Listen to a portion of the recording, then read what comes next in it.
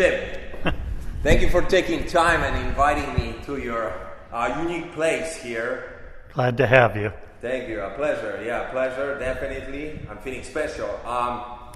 You have unique taste in unique cars, and that's what we're talking about today, about those two Runges, which is spectacular. We have exactly them in the background here. What's the story?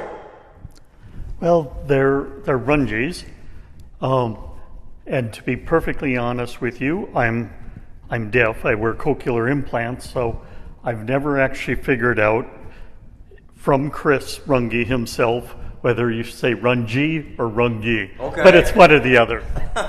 But the story behind the cars are this is a gentleman, Chris Runge, who's pretty well known. He has a real strong social media presence and a big presence in the car community. But still, most people haven't heard of him. But he decided, I don't know how long it would be, 14 years ago maybe, that he wanted to build cars. And without going into the long story that he tells much better, he ended up getting some classic metalworking tools like an English wheel and some hammers and different cutting tools and stuff from a woman in South Dakota whose husband had passed away. And he built a car. He built his first car on a Formula Ford chassis, and it looked a little like the Frankfurt Flyer. And from there, somebody saw that and said, will you build me a car? And he built that car, which is in Minnesota, a friend of mine has. And from there, somebody else asked, will you build me a car? Will you build me a car? And he has now built, I think he just finished his 15th car. He has 2 going at any given time. And he finishes about 1 year, I would say, kind of on average, except for the R2 behind us, which took him 5 years. But it's why you'll never see another one of those, which is good by me. So that's where his sort of early story.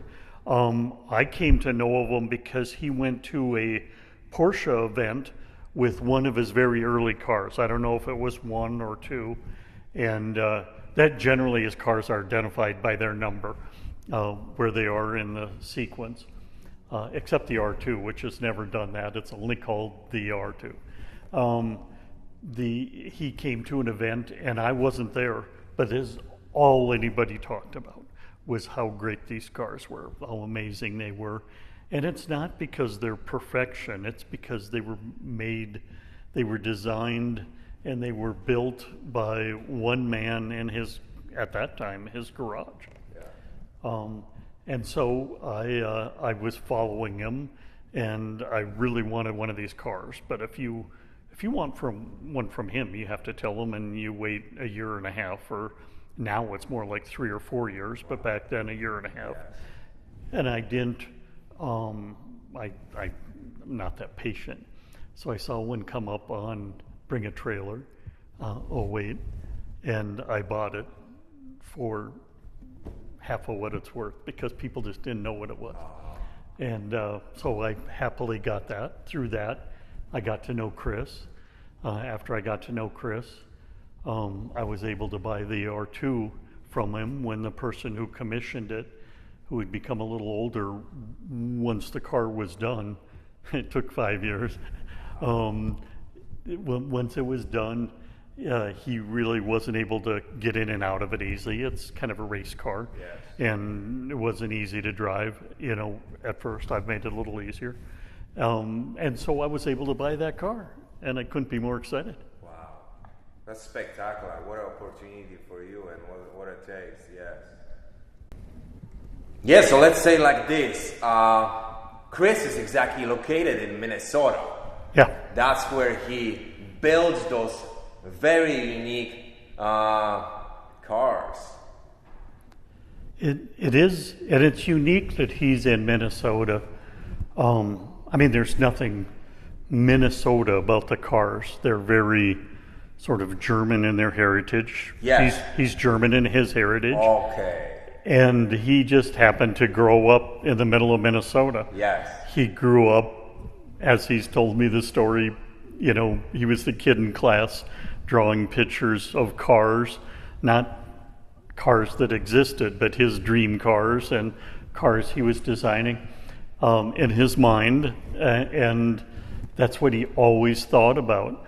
And then when he actually went off and was a professional snowboarder for a number of years. Okay. And then at some point, I guess you get done being a professional snowboarder. And he had a wife and 2 kids, and he was figuring out the rest of his life. Yes.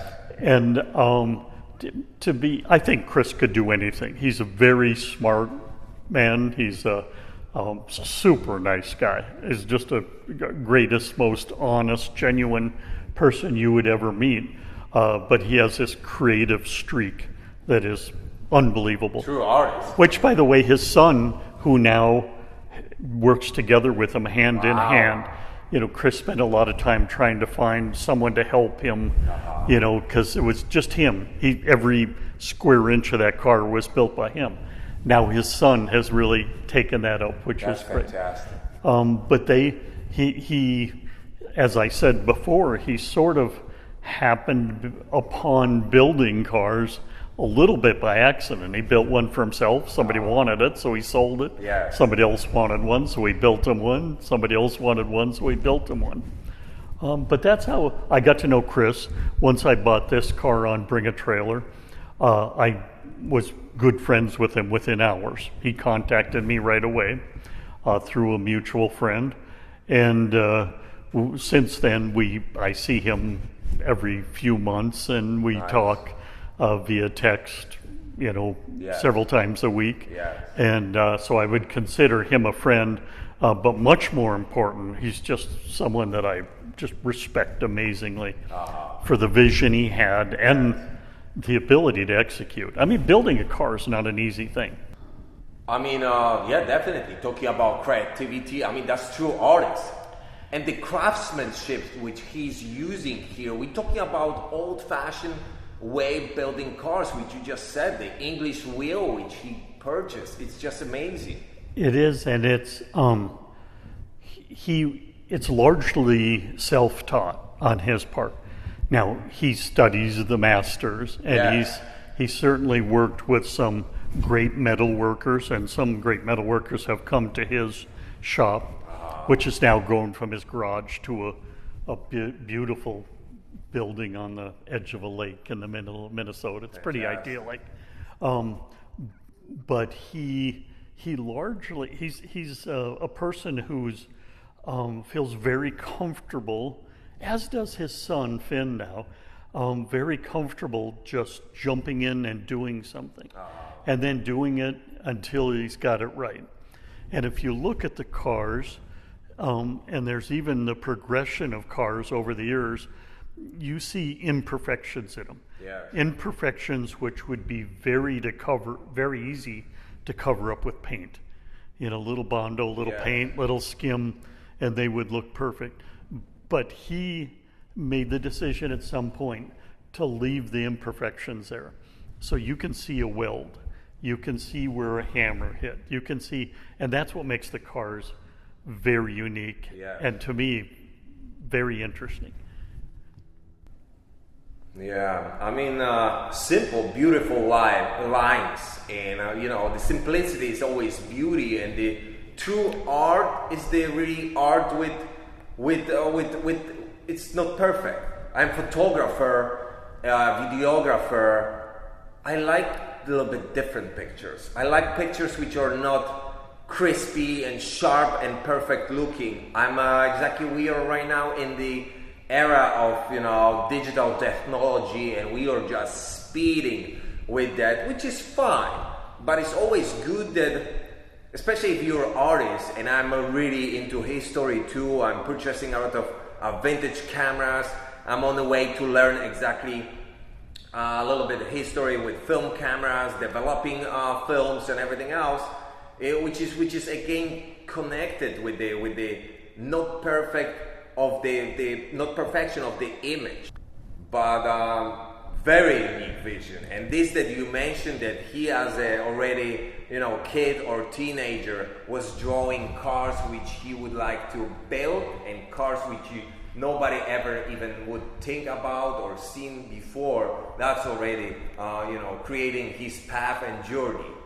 We all did that, right? We all sat around in grade school when we should have been listening and drew pictures of cars or something, all of us car guys.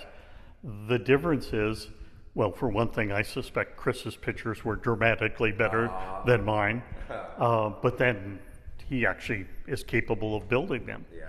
When his journey continues, his next cars, he's venturing into some really crazy, pretty high horsepower, high revving, dual overhead cam, opposing for like boxer engines, like a Porsche engine, only they're of his own. They're not his design. He's designing them with a couple of engine makers. And then after that, it sounds like he's going to be building a supercar or two. And, really some exciting stuff. He's evolving. He's moving. He'll never, I don't think there's anything that will stop him from continuing down this path. I do not expect to ever see 1,000 Runges. He's doing just limited edition. I think small. He will build. He will build them, but there'll be some amazing machines. That's a spectacular story. I'm exactly looking forward to visit him in Minnesota and have a little chat with him and meet in person. I think that would be something special for me. Maybe one day, maybe with connection through you.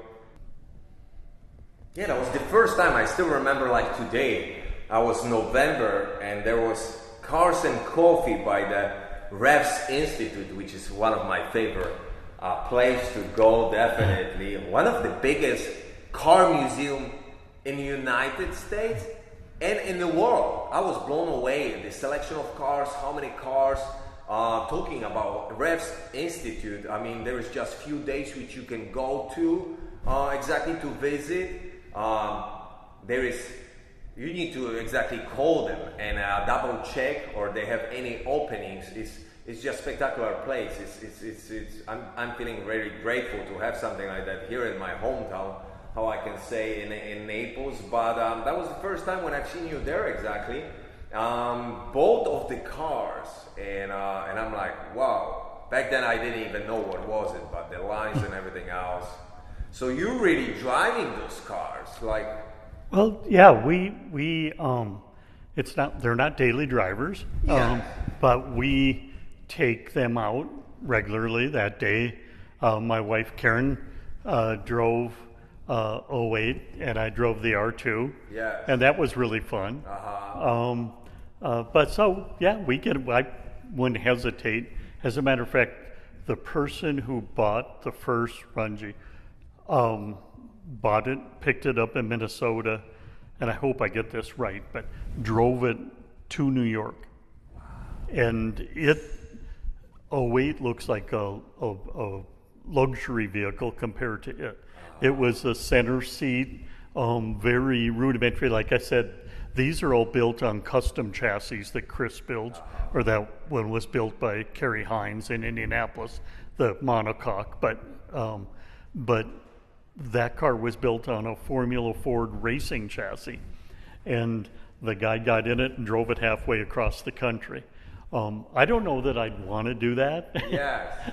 Maybe if I was younger, but they're very drivable cars, and just a blast. Every time you get in it, you're just smiling. Yeah, I had the opportunity mention exactly right, just because your kindness. When you took me on a ride in the R2, that was spectacular. That was amazing. I mean, I felt like I'm in a race car.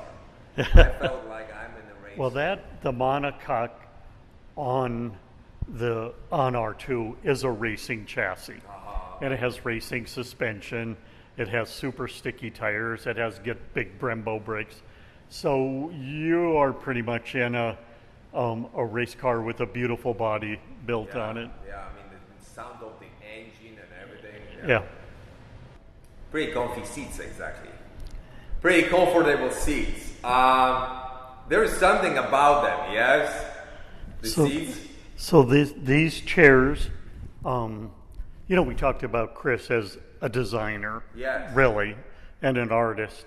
And I think if he wasn't building cars, or as he's doing soon, putting a deck on a beautiful wood boat or whatever, he would be doing something else. And what I don't know if he had inspiration one day, but he decided to make furniture.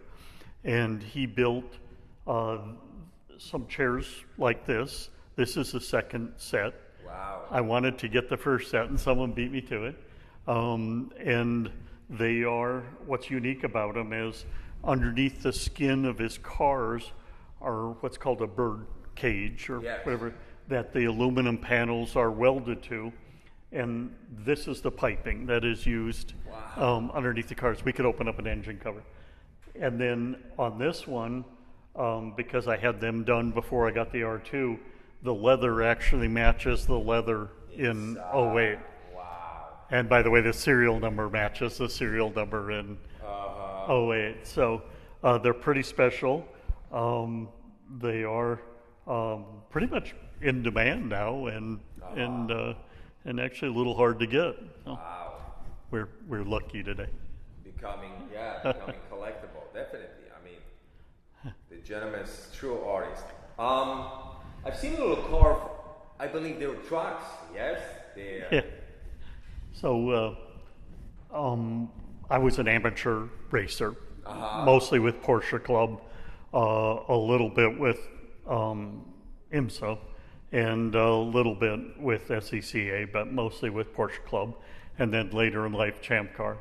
And so when I bought this place, you sort of start decorating it before I messed it all up and got the floor all dirty, at least to look pretty. But now it's a real shop. But these are all racetracks that I've raced on, and they're kind of fun to walk around and get nostalgic with.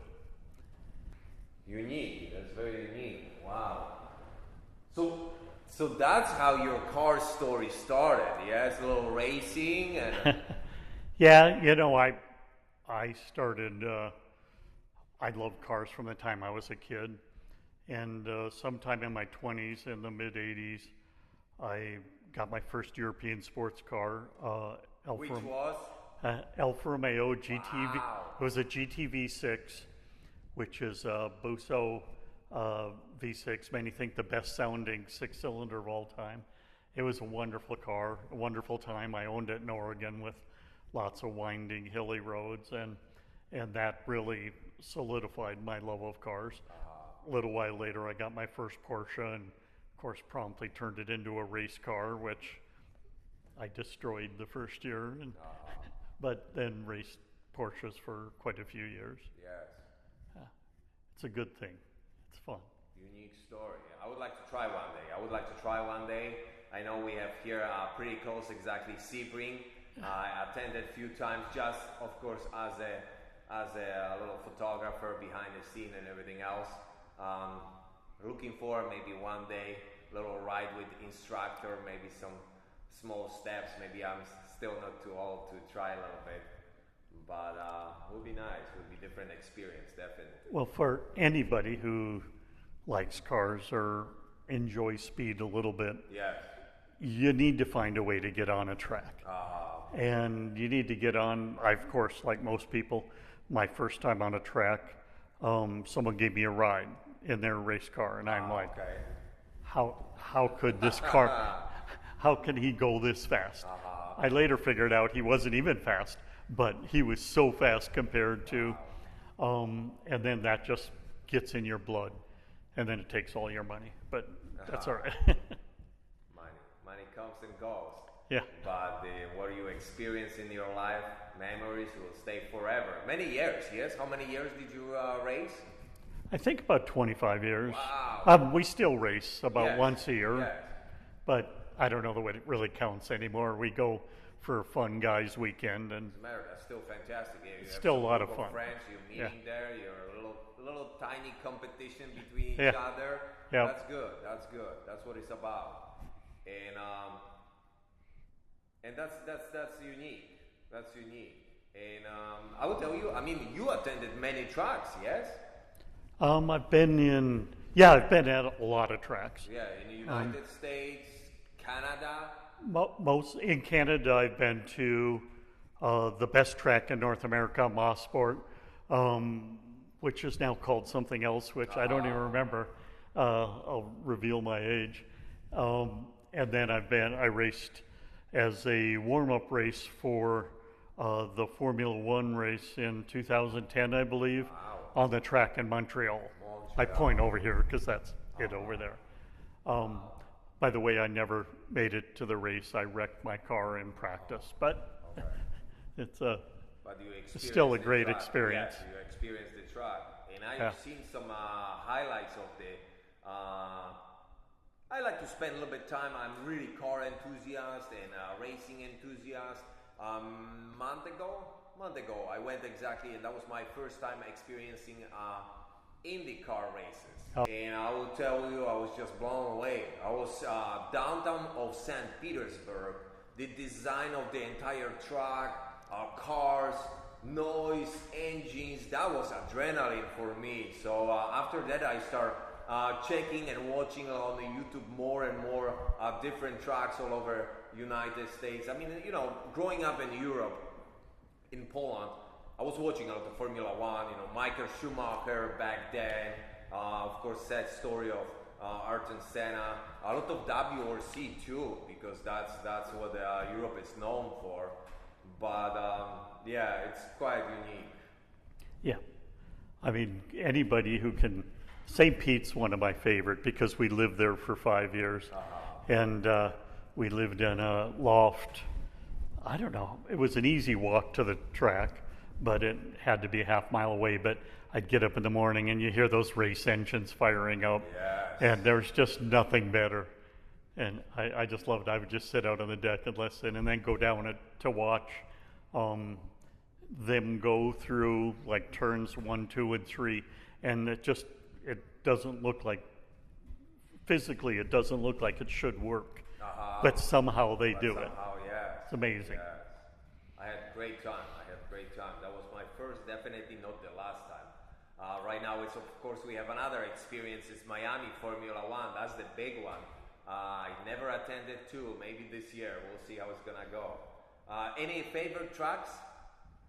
Like I said, Mossport I think was a great track, but it was difficult. It was scary. I think Road Atlanta might be my favorite track. Road America is another favorite. But every track is fun in one way or another. Any cars? I mean, you race Porsches. Yeah, my favorite car to race was a Porsche 997 Cup car. So the factory built Porsche race car that they raced in the Super Cup series in Europe. And because it was a one marquee race series, Super Cup was, and they were the warm-up for Formula One all over Europe, they made that car, the 997 particularly, quite difficult to drive. So it is a big sequential shifter.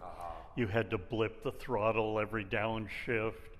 It had no ABS, none of this paddle stuff. It was just a raw, basic, beautiful, fun to drive car when you got it right. And I rode in that car with a couple of professional drivers, David Murray, and then a couple of others drove it and helped me set it up. And in the hands of true professionals, it was just beautiful. In the hands of me, it was, I'd like to think, good enough. Yeah, appreciate your time, Jim. Thank you for inviting me to your unique place with unique selection of cars, sharing the story. Thank you for sharing the story of the Runges. How I said before, I'm really looking forward to, and I hope maybe with your help, I will have a little access and meet Chris. Definitely, I would really enjoy to meet him and maybe have a little opportunity to chat with him. I mean, amazing artist, and his craftsmanship is just spectacular, above everything. But thank you for sharing your story of the racing too. That's very unique for me. And yeah, until the next one. Thank you, so Peter. much.